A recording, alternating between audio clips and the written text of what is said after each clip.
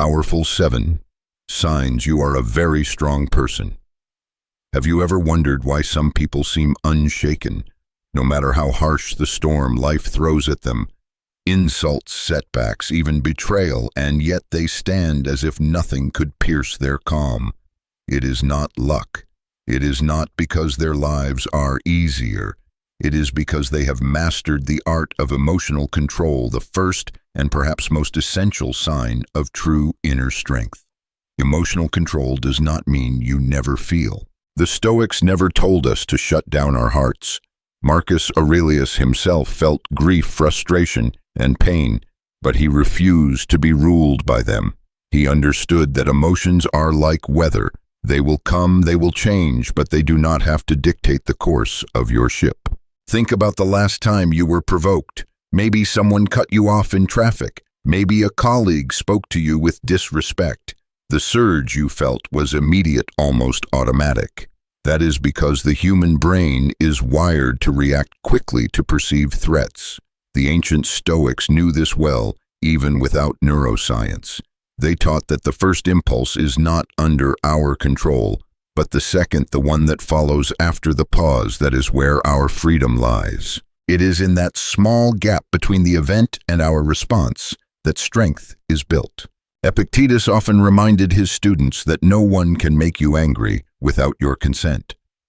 At first, that sounds unrealistic. After all, how can you not be angry when someone lies about you or when life is unfair? But what he meant was this: the event itself is neutral. It is your judgment about it that turns it into an injury. If you can train yourself to see events as they are, stripped of the story your ego wants to attach, you can choose not to be wounded. This is not denial, it is mastery. Imagine a warrior in the middle of a battlefield. Arrows fly, swords clash, chaos surrounds him, yet his breathing is steady, his eyes are calm. He knows that panic will cloud his judgment and cost him his life. In the same way, emotional control is your armor in the battles of daily life.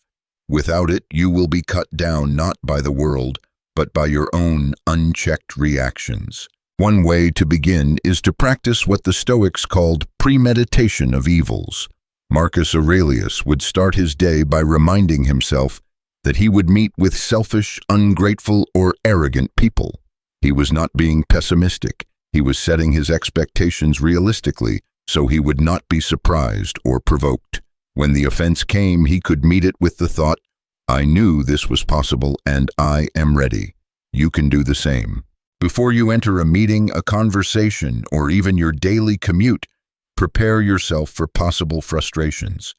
The mind that is prepared does not shatter when things go wrong. But preparation alone is not enough. You must also train in the moment.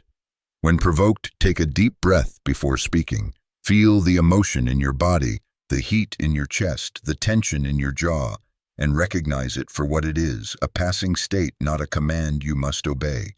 This is where the practice of the 24-hour rule, which we explored before, becomes invaluable. By giving yourself time, you let the emotion cool and your reason take the lead. Consider also the power of reframing. A rude remark can be seen as an attack or as evidence of the other person's struggles. An inconvenience can be a source of irritation or a chance to practice patience. When you change the frame, you change the feeling. And when you change the feeling, you take back control from the world and place it firmly in your own hands. It is important to understand that emotional control does not mean being unkind to yourself. There will be moments when you slip, when the anger bursts out, or the frustration takes over. In those times, the Stoic approach is not to punish yourself, but to learn. Marcus Aurelius wrote his meditations as a way of reviewing his own failures with honesty and compassion. He did not pretend to be perfect, and neither should you. Each slip is another opportunity to strengthen your grip on your own mind. Why does this matter so much? Because without emotional control, all other strengths are unstable. Your discipline, your ambition, your relationships, they can all be undone in a single moment of uncontrolled reaction. But with emotional control, you can face betrayal without becoming bitter failure, without falling into despair, and success without losing humility. In the end, emotional control is not about suppressing what you feel. It is about owning what you feel so that your emotions serve your values instead of sabotaging them. It is about standing in the storm and knowing that while you cannot stop the wind, you can set your sails. And when you can do that, you are not just surviving life, you are mastering it. If you have listened this far, chances are you already sense that you are capable of this kind of strength. Take a moment to remember the last time you reacted in a way you later regretted. What would have happened if you had paused, breathed, and chosen differently? That possibility is still open to you every single day. If you found this message meaningful, share it with someone who needs the reminder. And remember, no one can steal your peace without your permission. If emotional control is the armor that protects you from being wounded by every passing offense, then taking full responsibility for your life is the foundation on which you build that armor. Without it, you are always at the mercy of someone or something else. With it, you become unshakable because you understand that while you cannot control everything that happens to you, you can always control how you respond, what you do next, and what meaning you assign to each event. The Stoics were relentless in teaching personal responsibility. Epictetus, who was born a slave, could have easily blamed his misfortune on his circumstances. Yet his philosophy leaves no room for excuses. He told his students, "It is not what happens to you, but how you react to it that matters." This was not an empty slogan. It was a truth forged in hardship. He knew that if he surrendered responsibility for his life to others, to fate, to masters, to fortune, then he was no longer truly alive. He would merely be a passenger carried wherever the current went. Taking responsibility does not mean blaming yourself for everything. It means owning your choices, your reactions, and your role in your own story. It means that even if someone else caused your pain, you do not hand them control over your future by letting the pain dictate your next steps.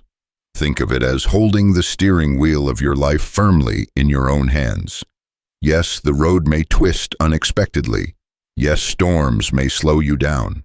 But you refuse to let anyone else decide where you are headed. This mindset changes everything. When you stop pointing fingers, you stop waiting for rescue. You stop expecting the world to fix itself before you can move forward. You realize that the only person who can truly change your life is you. And while that can feel heavy at first, it is also liberating. Because if you caused it, you can change it. If you chose it once, you can choose differently now. Consider the story of Admiral James Stockdale, who was shot down over Vietnam and spent 7 years as a prisoner of war. In his memoir, he wrote that what kept him alive was the choice to take responsibility for his own mind. He could not control the beatings, the isolation, or the cruelty of his captors, but he could control his thoughts, his values, and the way he treated others. That inner responsibility became his survival. He did not wait for freedom to start living as the man he wanted to be. He chose to live that way in the darkest of places.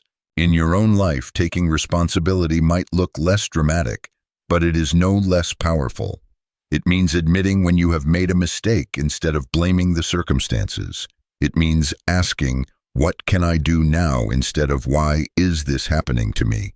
It means looking at your finances, your health, your relationships, and acknowledging where your own choices have shaped them for better or worse. This is not about shame, it is about power. Because the moment you own the problem, you also own the solution. The Stoics also understood that responsibility extends beyond the self. Marcus Aurelius saw himself as a servant of Rome entrusted with the welfare of millions. In his meditations, he often reminded himself that his role was not for his own glory, but for the good of the people. This is a crucial lesson true. Responsibility is not selfish. It recognizes that your actions ripple outward, affecting everyone around you. When you take responsibility for your part in the greater whole, you become a stabilizing force in your family, your work, your community. There is a temptation in modern life to avoid responsibility by hiding behind distractions. We scroll, we complain, we blame systems, governments, partners, parents, anyone but ourselves. This is a slow poison. It convinces us we are powerless, that nothing we do matters. The Stoic antidote is to flip the script. Assume that everything you do matters immensely. Assume that the quality of your thoughts, the integrity of your actions, and the discipline of your habits are shaping the future in ways you cannot yet see. One way to cultivate this is through daily review, a practice recommended by Seneca. At the end of each day, he would ask himself, what bad habit have you put right today? What fault did you resist? In what way are you better? This is not about perfection. It is about tracking progress and refusing to drift. By holding yourself accountable in this quiet, consistent way, you turn responsibility into a habit rather than a burden. Another practice is to remove the phrase, "It is not my fault," from your vocabulary. The Stoics would replace it with, "It is my responsibility." The difference is subtle but profound. Fault focuses on blame, which keeps you stuck in the past. Responsibility focuses on action, which moves you into the future. If your team at work fails to deliver, even if you did your part, you ask, what can I do to help us succeed next time? This mindset earns trust and influence far more than excuses ever could. There is a deep dignity in living this way. When you take responsibility, you no longer need to be rescued. You stop waiting for others to make things right. You become the kind of person others can rely on because you have proven that you will not collapse when things go wrong. And in a world where many prefer to shift the weight elsewhere, this reliability becomes rare and valuable. If you have listened this far, you may already feel the weight of this truth. You are the author of your life. Every page you have written so far, whether full of triumph or tragedy, has led you here. And now, with pen in hand, you can write the next chapter differently. Do not hand that pen to anyone else. Do not let resentment or blame steal your power. The moment you decide to own your life fully, you stop being a passenger and you become the captain. If this message has resonated with you, share it with someone who is stuck in blame, someone who needs to remember that the power to change their life has been in their hands all along. And tell me in the comments, what is one area of your life you are ready to take full responsibility for starting today? Fear is the most persuasive jailer you will ever meet. It does not need walls or chains. It does not need guards with weapons. It works in silence, convincing you to stay where you are, to never test your limits, to believe the unknown will destroy you. And yet fear rarely delivers on its threats. Most of the disasters it promises never come to pass. The Stoics knew this well. They understood that while fear is natural, living under its rule is a choice. Seneca once wrote, "We are more often frightened than hurt, and we suffer more from imagination than from reality." How many times in your life have you delayed, avoided, or abandoned something because of what might happen? How many opportunities have passed you by because you let a story in your head convince you that the risk was too great? The tragedy is that by obeying fear, we often guarantee the very outcome we were trying to avoid, a smaller, narrower, and more regretful life. The Stoic approach to fear is not to wait until it disappears. If you wait for fear to vanish, you will wait forever. Instead, they advise you to face it directly, to move toward it in deliberate steps until it loses its power over you. Marcus Aurelius reminded himself daily that death was inevitable. This was not morbid. It was liberation. When you accept the ultimate end, the smaller fears of embarrassment, of failure, of rejection lose their grip. Think of fear as a shadow. From a distance, it looks huge, towering over you. But when you walk toward it, you discover it is cast by something small, something you can step over or move around. Every time you face a fear, you shrink the shadow. You teach your mind that the monster at the door is often just wind in the branches. This is not bravado. It is training.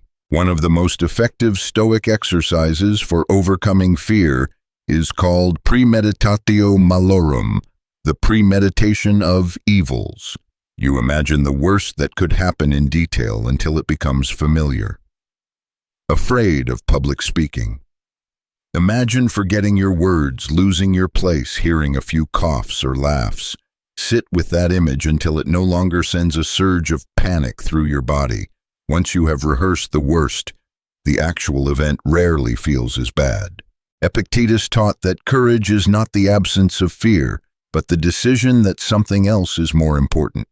If you value growth, truth, or service above your comfort, you will find yourself stepping into situations that scare you, not because you enjoy the fear, but because you refuse to be its servant.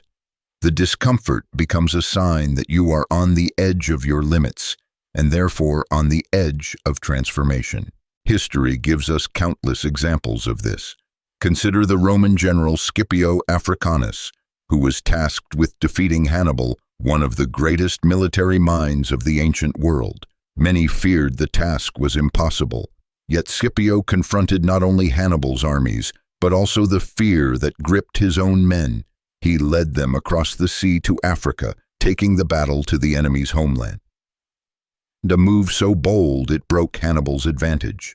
By acting decisively in the face of fear, he changed the course of history.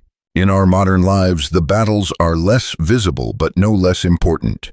Fear tells you not to start the business because you might fail, not to speak the truth because you might offend, not to love deeply because you might lose.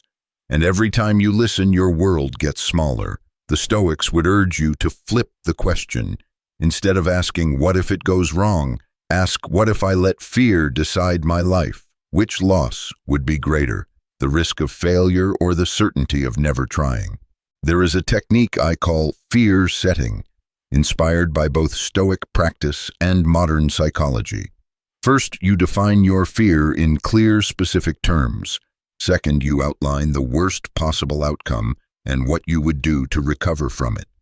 Third, you list the possible benefits of taking action even if you fail.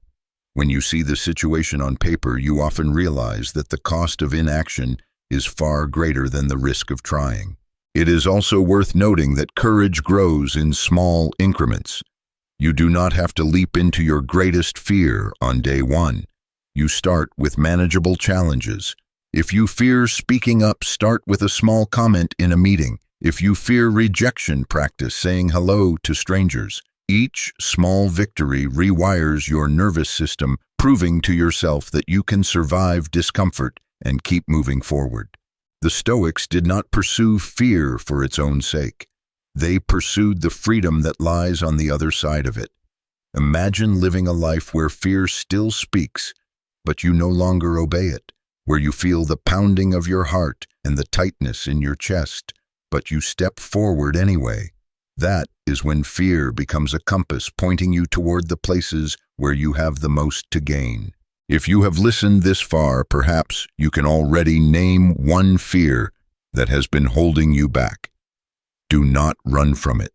Study it. Plan for it. Walk toward it.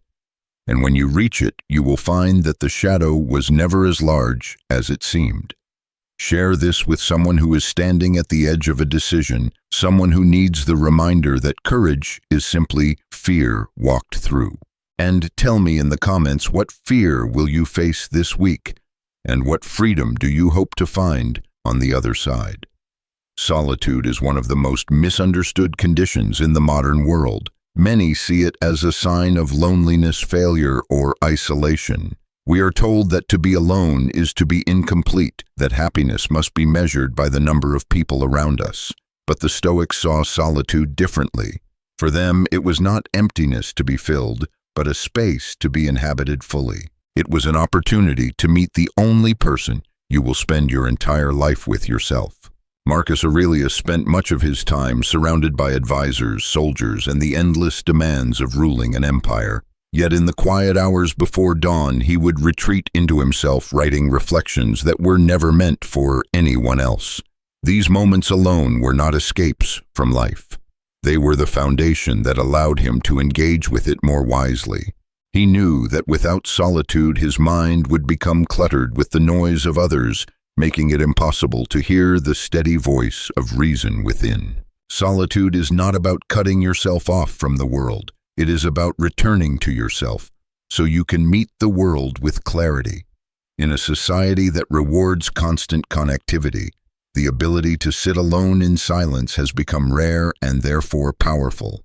It is in solitude that you can examine your values without the distortion of other people's expectations. It is where you can ask yourself, am I living in a way that is true to me, or am I simply following the crowd? Seneca warned against being always in company for fear that we adopt the vices of others without noticing. Just as a disease can spread silently through contact, so can habits, opinions, and desires. Solitude acts as a kind of quarantine for the soul, giving you space to observe what truly belongs to you and what has been absorbed from those around you. Without this separation, you risk living a life that is not your own. One of the greatest gifts of solitude is perspective. When you are in the middle of a problem surrounded by voices telling you what to think and feel, it is easy to lose your way. But in the quiet, the noise settles. The mind begins to see the situation from a higher vantage point, like a traveler climbing a hill to see the whole landscape. You realize that what felt urgent may not be important, and what seemed impossible may have a clear path forward. Of course, solitude can be uncomfortable at first. Many avoid it because it forces them to confront parts of themselves they would rather ignore. The distractions of conversation, entertainment, and busyness keep those parts hidden. But the Stoics would tell you that this discomfort is a sign you are on the right path. Just as a wound must be cleaned before it can heal, the soul must face itself before it can grow. There is a difference between solitude and loneliness. Loneliness is the absence of connection, the feeling that no one sees or values you. Solitude, on the other hand, is a chosen state, rich with self-connection. You can be in solitude and feel deeply connected to the world because you have built that connection from the inside out. The Stoics valued this inner connection because it could not be taken away by exile, imprisonment, or loss. Epictetus told his students that a wise person carries their own company wherever they go. This means that if you are at peace with yourself, you are never truly alone. The prison cell, the mountain cabin, the crowded city street, all can be places of solitude if you know how to inhabit your own mind. And when you can find peace there, you become less dependent on the ever-changing behavior of others for your happiness. Modern life has made solitude harder to find, but that makes it even more valuable. The constant pull of notifications, media, and obligations keeps us outwardly focused, reacting to the world rather than reflecting on it. To embrace solitude today is to take a stand for your own mental clarity. It is to say, I will not let the noise of the world drown out the voice of my own soul. You can begin simply. Set aside a few minutes each day with no phone, no conversation, no input. Sit in a quiet place and let your mind wander. Notice where it goes. Write down what you find. Over time, you may extend these moments an hour alone, on a walk, an afternoon, without technology, a weekend retreat. The more you practice, the less you will fear being alone, and the more you will crave it as a necessary part of your life. The beauty of solitude is that it strengthens your relationships as well. When you are comfortable being alone, you stop clinging to others out of fear. You can love without possession, listen without needing to be heard, and give without expecting to be filled. Your connections become cleaner, freer, and more genuine because they are no longer born from need, but from choice. If you have listened this far, perhaps you sense that solitude is not a withdrawal from life, but a way of stepping more deeply into it. The moments you spend alone are not wasted. They are the training ground where you learn to carry peace within you, so that no matter where you go or who you are with, you remain whole. Share this with someone who fears being alone and tell me in the comments, when was the last time you truly sat with yourself, and what did you discover there? Adversity has a way of showing you who you really are. It strips away the comforts, the routines, and the illusions that make life feel predictable. Suddenly you are left with the raw, unfiltered truth of your situation. For many, this truth feels unbearable. They become bitter, resentful, and heavy with despair. But for the Stoics, adversity was not a curse to escape, but a forge to step into willingly, a place where strength is shaped and the spirit is refined. Marcus Aurelius faced plague, war, and political betrayal during his reign. It would have been easy for him to fall into hopelessness, to see the world as a dark and hostile place. Yet in his meditations he wrote about finding reason to act with justice, patience, and compassion every single day. His optimism was not the shallow kind that ignores hardship. It was the hard-earned kind that sees hardship as part of the path. He understood that while he could not choose the conditions of his life, he could choose the quality of his mind within those conditions. Staying positive in adversity does not mean pretending everything is fine. The Stoics would never suggest that you lie to yourself.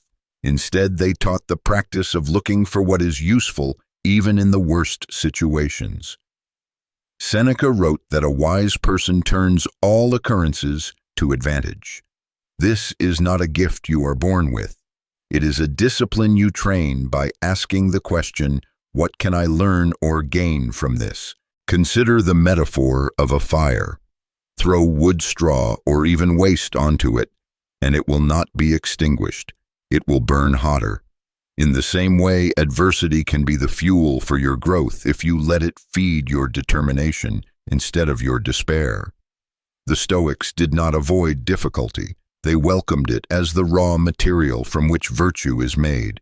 One practical way to cultivate this mindset is to shift from asking why me to why not me.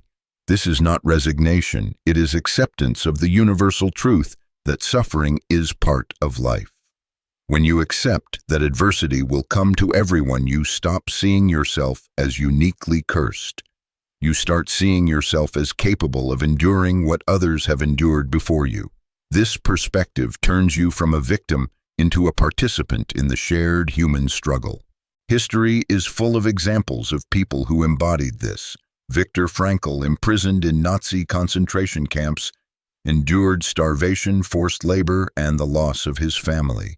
Yet he wrote in Man's Search for Meaning that even in such conditions one could choose one's attitude. He found meaning in helping other prisoners, in imagining his future lectures, in holding on to the idea that his suffering could serve a purpose. His story echoes the Stoic belief that no one can take away the freedom of your mind unless you give it to them. In your own life, adversity may take different forms: financial hardship, illness, betrayal, failure. The first instinct may be to focus on what you have lost. The Stoic challenge is to also focus on what remains. Do you still have your integrity, your ability to think, to choose, to act? These are treasures that no misfortune can touch unless you surrender them. As Epictetus said, "You may fetter my leg, but my will, not even Zeus himself can overpower." Maintaining positivity also means controlling your mental diet. Just as your body becomes unhealthy when you feed it poorly, your mind becomes weak when you feed it with constant negativity. In times of adversity, be deliberate about what you read, listen to, and speak about. Seek out stories of resilience, words of wisdom, and conversations that strengthen rather than drain you. The Stoics would immerse themselves in philosophy not to escape reality, but to see it more clearly and respond more wisely. Another tool is gratitude. It may seem strange to speak of gratitude in the middle of hardship, but it is in those moments that it becomes most powerful. Gratitude does not deny pain. It balances it with perspective. Even when much is lost, there is often something left to value: the loyalty of a friend, the lessons learned, the simple fact of being alive to try again. Gratitude keeps the mind from sinking into total darkness by reminding you that not all is lost. It is also important to remember that positivity is contagious. In adversity, people look for leaders not necessarily in title, but in spirit. If you can remain steady, hopeful, and focused, you become a source of strength for others. This does not mean hiding your struggles. It means showing that struggles can be met without surrendering your dignity or your will. In this way, your own resilience becomes a gift to those around you. If you have listened this far, perhaps you are in a season of adversity right now. Maybe the road ahead feels long and the weight on your shoulders feels too heavy. Remember this: you do not need to see the entire path to take the next step. You do not need to feel strong to act with strength. You need only to decide in this moment that adversity will not make you smaller. It will make you sharper, wiser, and more capable. Share this with someone who needs hope and tell me in the comments, what is one thing you can still be grateful for today, even in the middle of your storm? Boundaries are not walls. They are gates. A wall shuts the world out completely, leaving you isolated and rigid. A gate, on the other hand, allows you to decide what enters and what leaves, who is welcome and who is not, what you will give your time and energy to and what you will not. The Stoics understood this deeply. They knew that without boundaries, the mind becomes like an open market, where anyone can set up shop and sell you their noise, their anger, their chaos. Marcus Aurelius ruled an empire, but he also ruled his own mind with careful discipline. He was constantly surrounded by requests, demands, and flattery. Without strong boundaries, he could have been pulled in 1,000 directions, losing himself in the expectations of others. In his meditations, he reminded himself to stand straight, not be kept straight. This was his way of saying, hold your shape from within. Do not let the world bend you into something you are not. Setting boundaries begins with clarity about your values. You cannot protect what you have not defined. If you value integrity, you will say no to opportunities that compromise it, no matter how profitable they seem. If you value peace, you will limit your exposure to people and situations that thrive on conflict. The Stoics were not concerned with pleasing everyone. They were concerned with living in alignment with their principles. And they understood that living this way requires the courage to disappoint others. One common misconception is that boundaries are selfish. In reality, they are an act of respect both for yourself and for others. Without boundaries, resentment grows. You say yes when you mean no.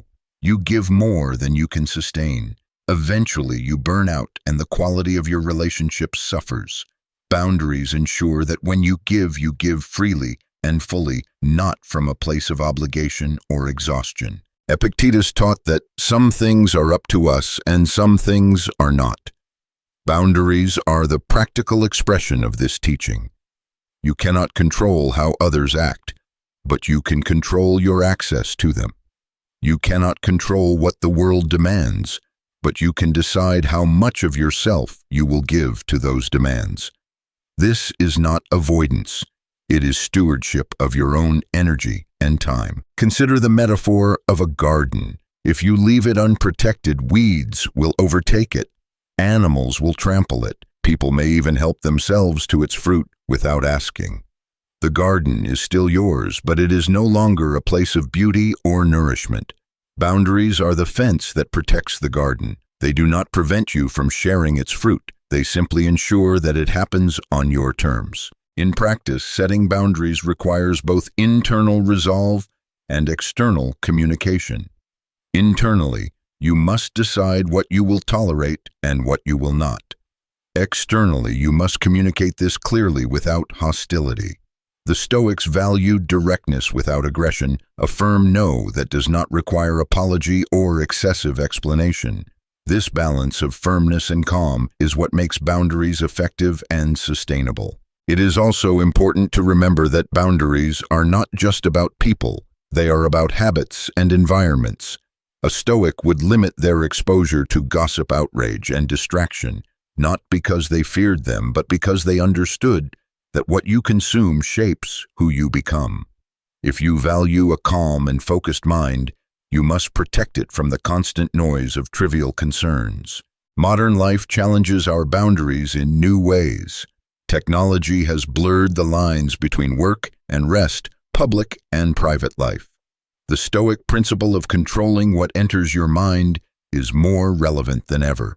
You must choose when to be available and when to be unreachable, when to consume information and when to let silence fill your mind. This is not withdrawal, it is cultivation. Some will resist your boundaries. They may call you cold, distant, or arrogant. This is often a sign that your boundaries are working because they disrupt patterns where others benefited from your lack of limits. The Stoics would remind you that it is not your job to control their opinion, only your own actions. As Marcus Aurelius wrote, "If it is not right, do not do it. If it is not true, do not say it." You live by your standard, not by the shifting approval of others.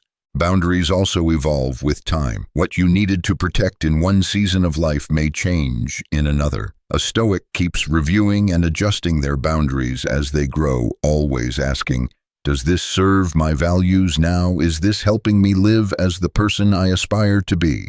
In this way, boundaries become a living part of your philosophy, not a fixed set of rules. If you have listened this far, perhaps you already know where your boundaries are weakest. Maybe you say yes too quickly. Maybe you allow certain voices to live rent-free in your head. Maybe you give too much time to things that do not matter. Start small. Choose one area where you will set a clear limit this week. Communicate it calmly. Hold it firmly. Notice how it changes your energy and your sense of control.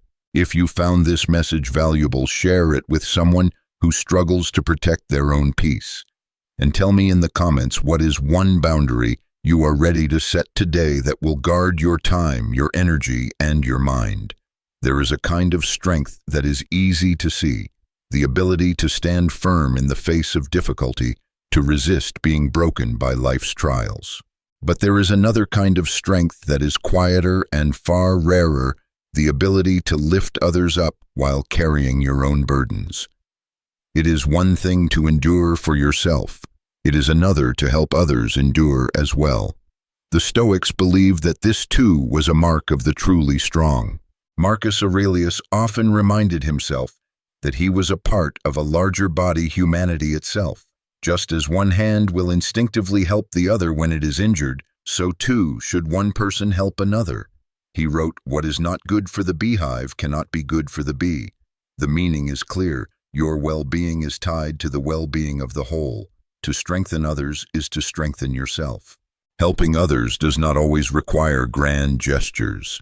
Sometimes it is as simple as listening without judgment, offering a word of encouragement, or showing by your example that hardship can be faced with dignity.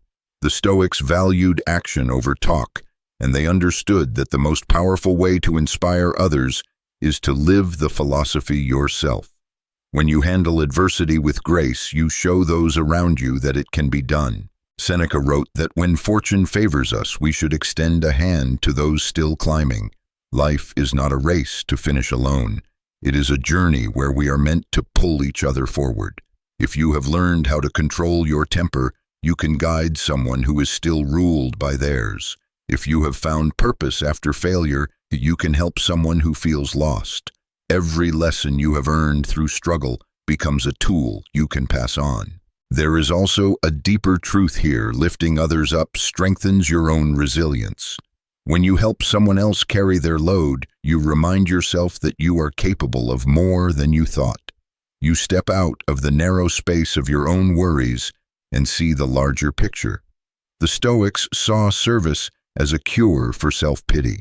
When your focus shifts from "why me" to "how can I help," the weight you carry feels lighter. Of course, there is a balance to maintain. Lifting others up does not mean draining yourself dry. It means offering what you can without compromising the boundaries and values you have worked to protect. The Stoics would caution against enabling harmful patterns or rescuing people from the consequences of their own choices. True help is not about removing all discomfort. It is about empowering others to face their challenges with their own growing strength. Sometimes the act of lifting someone is not physical or even visible. It may be the quiet act of believing in them when they do not believe in themselves. It may be the patience to let them stumble without rushing to fix everything. Marcus Aurelius advised patience not just with yourself, but with the slow progress of others. Change takes time, and the encouragement you offer today may not show results until much later. In modern life, lifting others can take many forms. It can be mentoring a younger colleague, supporting a friend through loss, or even the simple kindness of making someone's day lighter with your presence. Technology has given us the ability to reach more people than ever before, but it has also made genuine connection harder to find. The Stoic way is to use these tools with intention, not for empty distraction, but to spread wisdom, encouragement, and clarity. There is also an important Stoic lesson about the attitude with which you help. Do not give in a way that makes the receiver feel small or indebted. Give as if you are paying forward what has been given to you, whether by people, fate, or the sheer fortune of having survived your own trials. Seneca said, "A gift consists not in what is done or given, but in the intention of the giver." When your help is offered freely without expectation of return, it becomes a pure act of virtue. Think of the chain reaction this creates. A kind word to someone struggling can give them the strength to be kind to someone else. A lesson you share can inspire someone to overcome their own fear, and in turn they may inspire another. The Stoics understood that virtue is contagious in the same way vice is. By lifting one person, you may be lifting many more than you will ever see. If you have listened this far, perhaps you already know someone who could use a hand right now. It may be someone close to you, or it may be a stranger you cross paths with only once. Do not underestimate the impact of a small act. You cannot always see the difference you make, but that does not mean it is not real.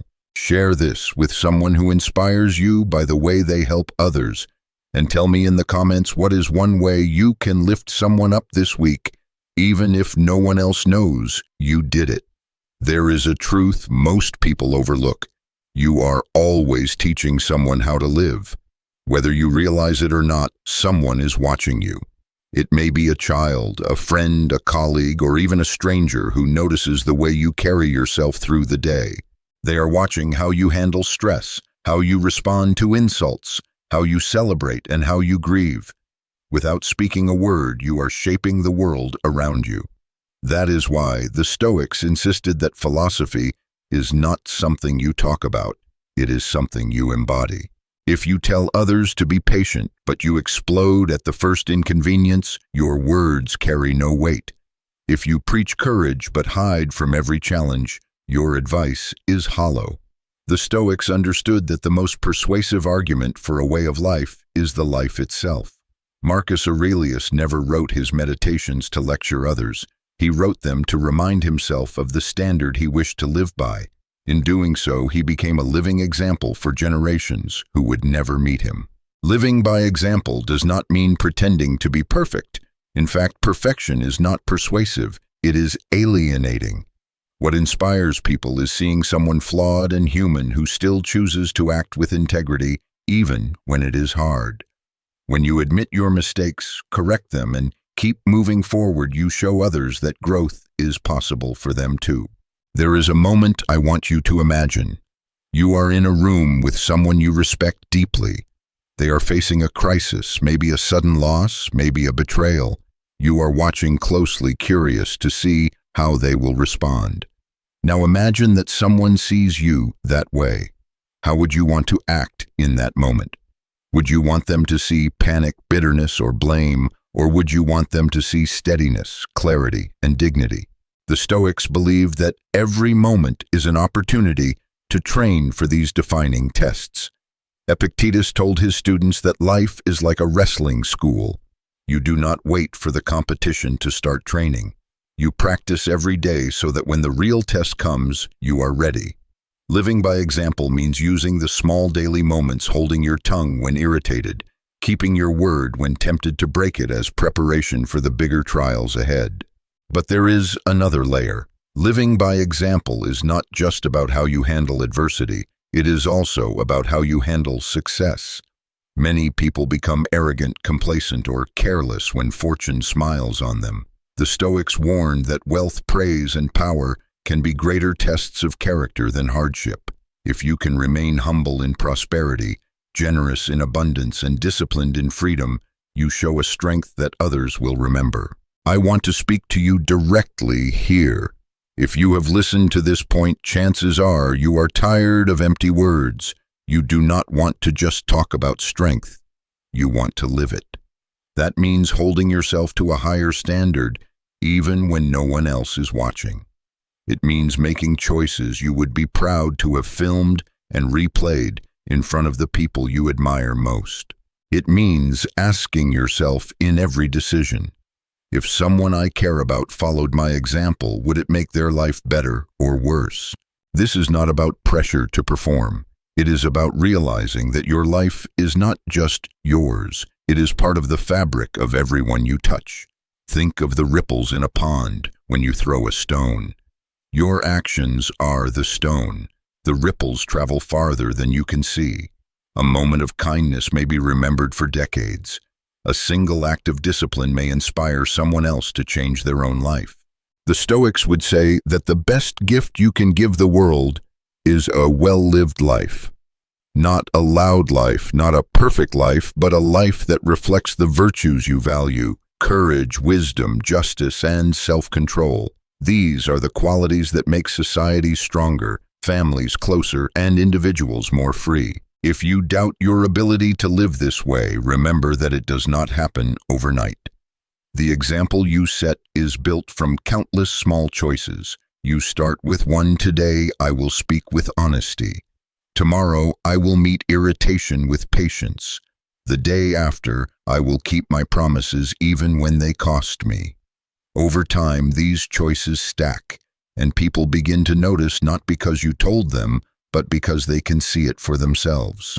If you have listened this far, I want you to pause and think about the last 3 decisions you made. If someone you care about copied each of those decisions exactly, would you be proud of them, or would you wish they had chosen differently? That answer will tell you where to begin. Share this with someone who has been a role model in your life, and tell me in the comments, what is one change you can make today to become the example you want to be? Before you try to change the world, change yourself. This is a truth so simple that most people dismiss it. They believe that the problems out there in politics, in society, in other people, are the real obstacles to a better life. But the Stoics understood that the greatest battle is always within. If you cannot govern your own thoughts, emotions, and actions, how can you expect to influence anything beyond your own skin? Marcus Aurelius ruled the most powerful empire on earth. Yet, in his meditations, he spent more time instructing himself than commanding others. He wrote reminders to stay humble, to resist anger, to avoid being seduced by praise. He knew that his ability to lead Rome depended first on his ability to lead himself. Every weakness within would eventually show itself in his decisions for the empire. Self-mastery was not a private hobby, it was a public duty. Self-mastery begins with awareness. You cannot control what you do not notice. The Stoics practiced daily self-examination, asking, what did I do well today? Where did I fail? How can I improve tomorrow?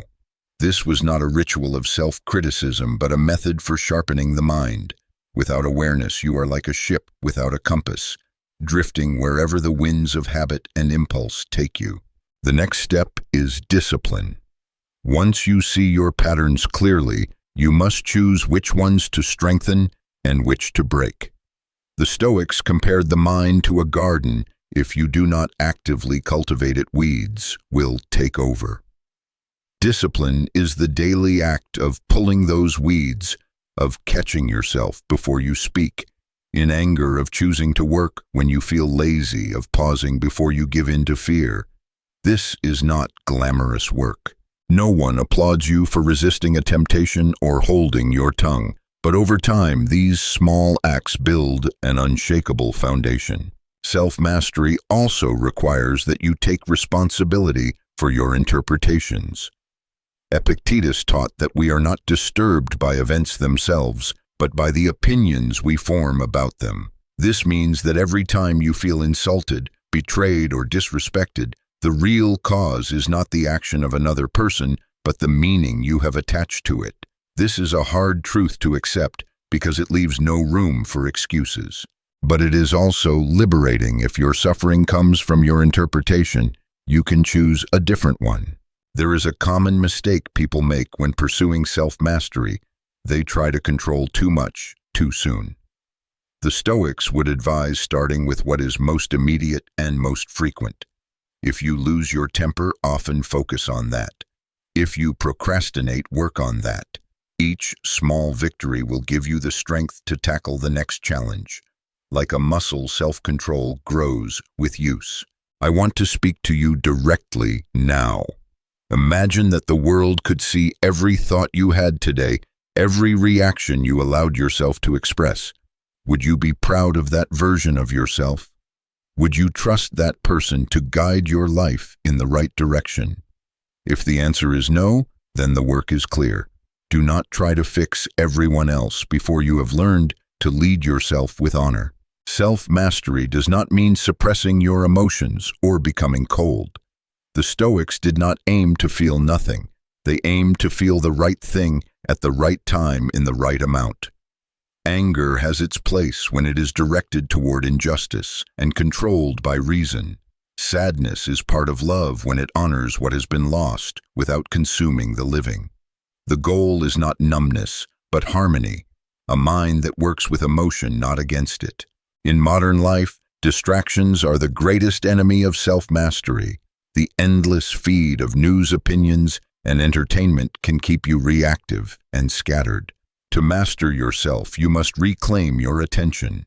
This means setting boundaries with your devices, choosing when and how you engage with the outside world. Marcus Aurelius warned himself not to be jerked like a puppet by every impulse.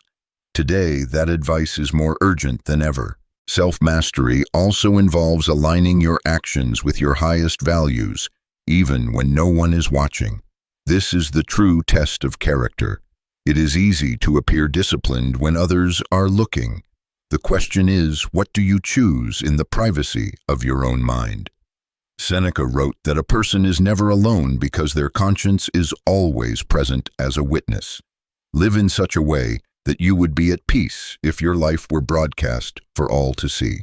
If you have listened this far, I want you to pause and think about one area of your life where you feel out of control. Maybe it is your temper, your health, your spending, or your focus. Do not try to overhaul everything at once. Pick one and dedicate the next week to mastering it. Not for the sake of pride, but for the sake of freedom, because until you master yourself, you will always be at the mercy of forces outside your control. Share this with someone who is ready to stop blaming the world and start taking command of their own life. And tell me in the comments, what is the first step you will take toward mastering yourself today? Perspective is the lens through which you experience life. Change the lens and the world itself changes. The Stoics knew this better than anyone. They understood that events have no built-in meaning. It is the meaning we attach to them that shapes our reality. Two people can face the same challenge. One sees it as a catastrophe, the other as an opportunity. The difference is not in the event, it is in the perspective. Marcus Aurelius wrote often about seeing life from a higher vantage point. He would remind himself to look at the vastness of the universe, the brevity of human life, and the inevitability of change. This was not to make him feel small in a hopeless way, but to free him from being consumed by petty troubles. When you see yourself as a single thread in the great tapestry of existence, you stop obsessing over every knot and tangle. You start focusing on the role you can play well. Perspective also gives you resilience. When you face a setback, it is easy to see only the loss. But the Stoics trained themselves to ask, what else could this mean? A failed plan could mean wasted effort, or it could mean a chance to learn a better way. A betrayal could mean the end of trust, or it could mean the end of an illusion you were better off losing. The event is the same. The story you tell about it changes everything. Seneca used the metaphor of an archer. You can prepare carefully, aim skillfully, and release the arrow perfectly, But once it leaves your hands, the wind, the target, and countless other factors are beyond your control. If you judge yourself only by whether the arrow hits the mark, you will live in frustration. But if you judge yourself by the quality of your aim, you can find satisfaction in every shot. Perspective shifts the standard by which you measure success. One of the most powerful Stoic exercises for developing perspective is called view from above. You imagine rising higher and higher above your current situation until you can see your entire life at once, then your city, your country, the earth, and finally the vastness of space. From that height, your current problem, the argument, the deadline, the embarrassment shrinks to its true size. This does not make it disappear, but it removes the illusion that it is the whole of reality. In modern life, perspective is often clouded by constant comparison. Social media feeds us a distorted view of other people's lives, magnifying our own shortcomings. The Stoic answer is to remember that you never see the full picture of someone else's life, only the moments they choose to share. Measure your life not against others, but against your own values and progress. Perspective also allows you to find gratitude in unexpected places. When you remember that your time is limited, even ordinary moments become precious. The Stoics practiced memento mori, the contemplation of mortality, not to depress themselves, but to sharpen their appreciation for life. A cup of water, a walk in the sun, a conversation with a friend, these become treasures when you realize they will not last forever. I want to speak to you directly now. If you are in the middle of something heavy, something that feels all-consuming, I want you to step back, not to avoid it, but to see it clearly. Ask yourself, will this matter in 5 years? What might I learn here that I could not learn in easier times? If I were advising a friend in my exact position, what would I tell them to do? Sometimes the shift in perspective comes simply from stepping out of your own shoes for a moment. Perspective does not mean denying reality. The Stoics faced hardship head-on. They did not sugarcoat it, but they refused to give hardship more power than it deserved. They saw pain as real but suffering as optional, because suffering is pain multiplied by resistance and fear. Change your perspective and you strip suffering of its fuel. If you have listened this far, perhaps you can already think of one situation in your life that could be transformed by a shift in perspective. Do not wait for it to change on its own. Choose the lens through which you will see it. Share this with someone who is stuck in a narrow view of their problems, and tell me in the comments what is one challenge you can look at differently starting today. Letting go is one of the hardest lessons to learn and one of the most liberating. The human mind clings to possessions, to relationships, to expectations, to versions of the past that no longer exist. We tell ourselves that holding on is strength, that if we grip tightly enough, we can keep things from changing. But the Stoics knew the truth. Nothing you cling to is truly yours to keep. Life is in constant motion, and clinging only guarantees that you will be dragged by what you refuse to release. Marcus Aurelius reminded himself daily that everything he loved was mortal and temporary. This was not cold detachment. It was clarity. He loved more deeply because he loved with the awareness that nothing was guaranteed. He did not waste time pretending that people or circumstances would stay the same forever. Instead, he asked himself, if this were to end, tomorrow would I regret how I lived today? Letting go begins with recognizing what is within your control and what is not. Epictetus was clear: if something is not within your control, your power over it is an illusion. You may influence it, but you cannot own the outcome. Trying to control what is uncontrollable is like trying to hold water in your fist. The tighter you squeeze, the more it slips away. We cling because we fear loss, but the irony is that clinging often makes loss more painful. In relationships, the need to control breeds tension. In careers, the fear of change keeps you in places that no longer serve you. The Stoics approached life with open hands, grateful for what was placed in them, willing to let it go when it was time. This was not passivity, it was strength, born of trust. Trust in their own ability to adapt, to endure, and to find meaning in whatever came next. One of the most powerful exercises in letting go is to practice releasing in small ways. Clean a drawer and let go of what you do not use. End a habit that no longer aligns with your values. Forgive someone not because they asked, but because carrying resentment is too heavy. Each act of release trains your mind to see that you can survive without what you once thought was essential. Letting go does not mean indifference. The Stoics loved, cared, and committed deeply, but they did so without pretending that they had ownership over people or outcomes.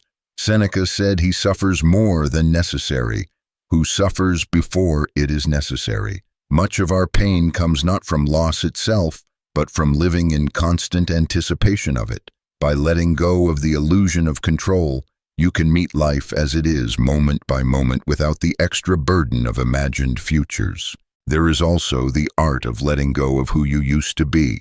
Sometimes the hardest thing to release is an old version of yourself, the person who made different choices, who held different dreams. You may cling to that image because it feels safe, even if it no longer fits. The Stoic path is about becoming, not preserving. To grow, you must allow old identities to fall away, just as a snake sheds its skin. I want to speak to you directly now. There is something you are holding on to right now that is keeping you from moving forward.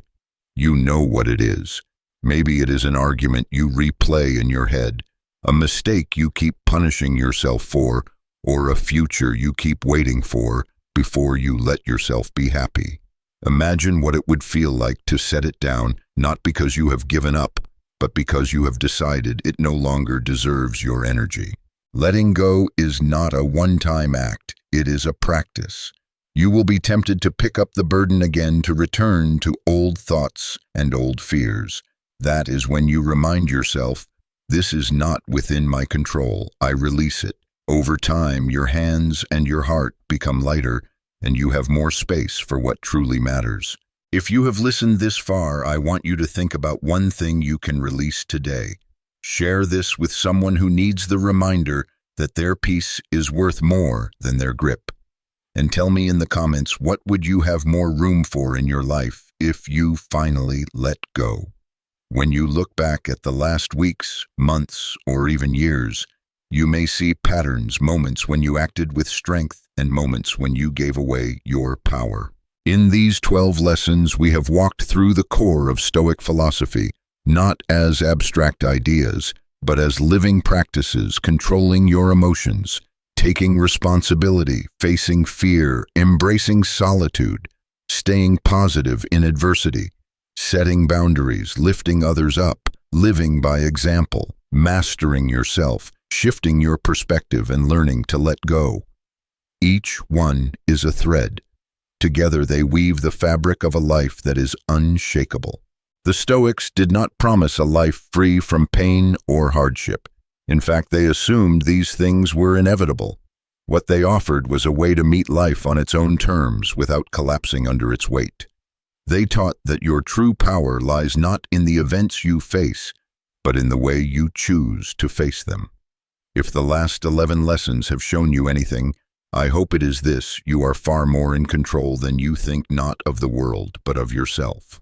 We began with emotional control because without it, every other virtue is unstable. An undisciplined mind is like a wild horse. It will throw you in the first storm. The practice of staying calm is not about being passive. It is about creating space between stimulus and response so that your actions are chosen, not forced. From there, we moved into responsibility. The moment you stop blaming others for your life is the moment you can start shaping it. Responsibility is not a burden. It is the key that unlocks your freedom. It says, if my choices got me here, my choices can take me somewhere better. Facing fear was our next step because fear will always stand guard at the entrance to growth. The Stoics saw fear as a signal pointing to what matters most. You do not overcome fear by waiting for it to vanish, but by moving forward with it in your pocket, refusing to let it steer the wheel. Then came solitude, the place where you meet yourself without distraction. In solitude, you strip away the noise and the borrowed opinions until you can hear your own voice again. It is in this quiet space that you learn whether you truly live by your values or only repeat them. We spoke about staying positive in adversity, not the shallow kind of positivity that denies reality, but the hard-earned kind that looks for meaning and opportunity in the middle of difficulty. You do not have to like adversity to respect its ability to sharpen you. Boundaries were next, the invisible lines that protect your time, your energy, and your peace. Without them, you become a servant to other people's chaos. With them, you create a space where you can live intentionally. We moved on to lifting others up because strength is not meant to be hoarded. Every lesson you master becomes a tool you can share. Helping others does not make you weaker. It deepens your own resilience and gives your struggles a purpose beyond yourself. Living by example was the natural follow-up because no amount of words can outweigh the power of a consistent life. People believe what they see. If you want to change the world, start by being the kind of person others want to follow. Self-mastery reminded us that you cannot lead anyone else until you can lead yourself. Every time you resist a destructive impulse, every time you align action with value, you strengthen the inner core that nothing external can shake. Perspective taught us to zoom out to see the bigger picture and stop giving small problems the power to dominate our lives. The world looks different when you remember that your time here is short and that most of what troubles you today will mean little in the long arc of your life. And finally, we arrived at letting go, the ability to release what is not yours, to control, to stop dragging the past into the present, and to create space for what is yet to come. Now here you are at the end of this journey, but philosophy is not a book you finish. It is a set of tools you carry into every day for the rest of your life. The real test begins the moment you close this video and face the next challenge, the next temptation, the next opportunity to choose differently than you did before. I want to speak to you directly, as if we were sitting across from each other right now. You will forget some of these lessons. You will fail at times to live them out. That is not weakness. That is being human. The Stoics did not ask for perfection. They asked for practice. Every day is a new chance to return to the path. Do not throw away a whole day because of one bad moment. Do not throw away a whole life because of one bad year. If you take nothing else from this journey, take this: you cannot control the length of your life, but you can control its depth. You cannot control the weather, the economy, or the behavior of strangers, but you can control your words, your actions, and the character you build. And in the end, that is where freedom lives. So I ask you now, what will you do with this freedom? Will you drift waiting for circumstances to be perfect? Or will you step into the arena each day knowing that no matter what happens, you will meet it with clarity, courage, and calm? That choice is yours and yours alone. If you have listened all the way through these 12 lessons, you are not here by accident.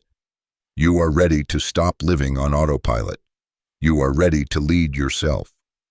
Take the first step now. Choose one principle from these 12 and live it out today. Tomorrow, choose another. Over time, you will find that you do not just study Stoic philosophy, you live it. And when that happens, you will never again be at the mercy of anything or anyone outside yourself. Share this with someone you care about, someone who is ready to see that life's storms do not have to sink them. And tell me in the comments, what is the first action you will take today to live with more strength, wisdom, and peace? If this message stirred something in you, don't let it fade. Write one thing down that you'll start doing this week. 2025 doesn't magically change anything you do, and your future begins the moment you decide to move, even just a little.